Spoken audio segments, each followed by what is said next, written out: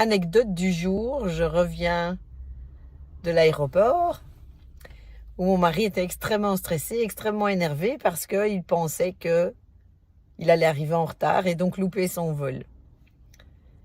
Et c'était vraiment marrant parce que il était dans un cercle vicieux, à savoir que il y avait de plus en plus de circulation, de plus en plus des travaux, des ralentissements, un accident, etc. Enfin, tout ce genre d'obstacles. On a même eu un passage à niveau qui a été fermé pendant 30 minutes. Assez exceptionnel. Et donc, je lui ai dit en souriant, Ishvara, donc Dieu, l'univers, est en train de tester ta patience.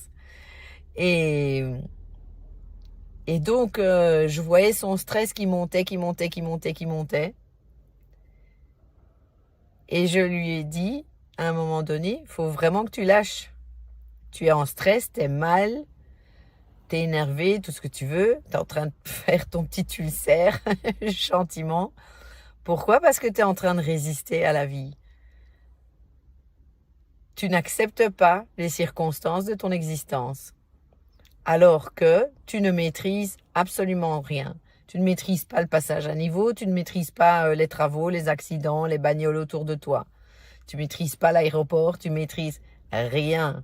Tout ça est dans les mains d'Ishvara, donc Dieu, l'univers.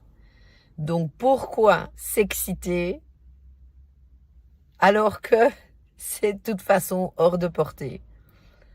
La raison pour laquelle nous sommes stressés, tendus, c'est parce que nous résistons aux événements. C'est parce que nous n'obtenons pas ce que nous voulons et donc comme un petit enfant gâté, nous faisons un caca nerveux.